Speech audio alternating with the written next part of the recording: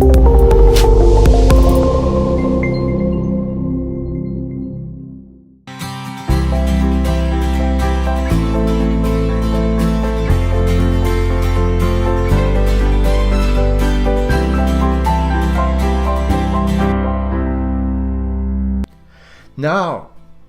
something else, do not fool yourself with the level of protection a patent can bring to your project.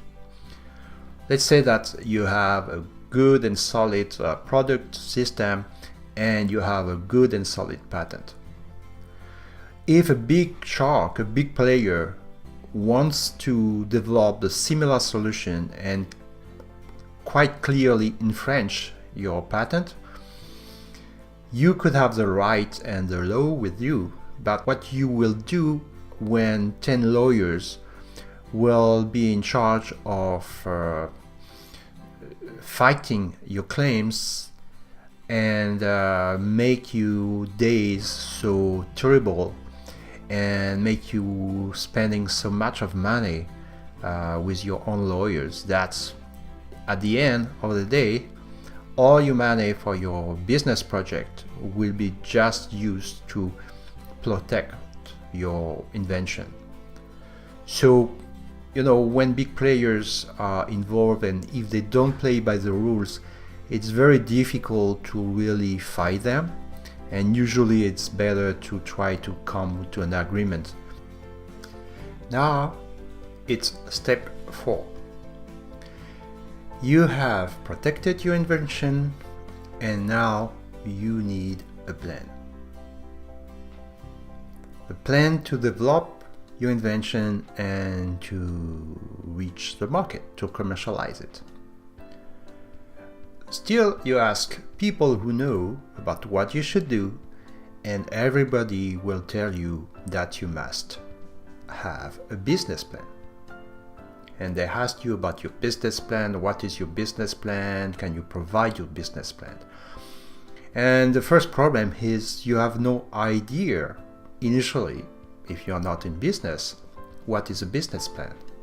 So a business plan, it's kind of roadmap that will pave the way for the next 2-5 years, where you explain how you will develop, how many people you will hire, how much it will cost, revenues you will generate based on that. So it's really something that tells you and tell anybody else what are your plans for the next 2 to 5 years. And here is a second big mistake. First, as I told you, you don't know what is a business plan and you don't know how to build a business plan. So you can easily find templates on the internet of business plans. There are different, and start to fill them. But most of the items of the business plan, first, you don't know what they mean. Secondly, you basically at this stage you don't know what your final product, even your first prototype, will look like. You don't know who will buy your system, your solution, your product. So you have no information about this. And then you are building a business that you have no clear knowledge of, based on requirements that you have no information of. So it's clearly building a project, a roadmap on the water. And this is something that happens quite frequently. I applied to a proposal, to a program for research and development about technology, where initially you must present a technology which is just at the level of the laboratory scale. And in the same proposal, you must justify how many millions of dollars you will make nationally or worldwide within 5, 10, 15 years. So this is the problem where actually you will waste time creating something that people ask you where you have absolutely no knowledge of and no information on the way you can provide realistic numbers to justify your thing. And that will be one of the big mistakes you will do. And you do it because you just follow these logical steps, which is people will ask you very soon about your business plan. Okay, at this stage, you could tell me, right, the business plan is useless, but what I'm supposed to do if someone, an agency or a company asks for a business plan? So first, the business plan is not, of course, completely useless. It's important when you start to have some element. So before creating a business plan, there will be some other things you'll have to work on. And one is your business model. And business model is different, and you can actually create a business model in an hour. Secondly, the business plan is something you must provide at a given development stage of your project, your company, your research program, when it makes sense.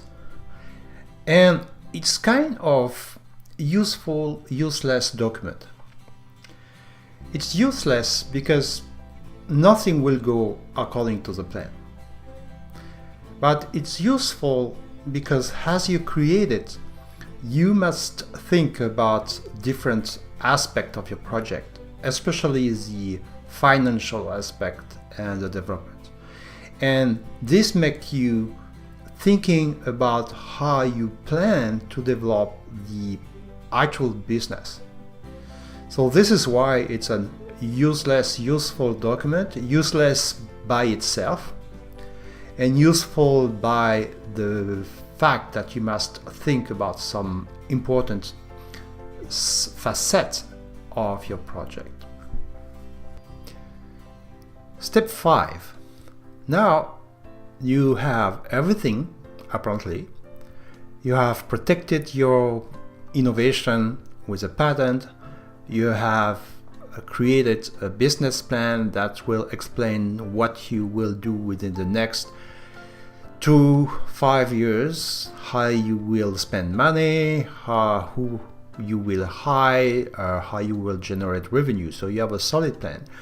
And it's time to present this to people willing or eager to give you money to support your development. There are two types. The first are the different funding agencies. So the funding agencies, first, you have to check something very important. Does your project, in terms of scope and in terms of technology development, fits with the scope of the program, of the funding program itself? If it doesn't, don't waste your time applying, because the answer will be no. Secondly, what the funding agencies will do when you apply will be to check who you are. Are you a good scientist? Do you have students? Do you publish a lot? Basically, are you famous? And they will check for your reputation. So if you're well known, the chances to be successful will be higher.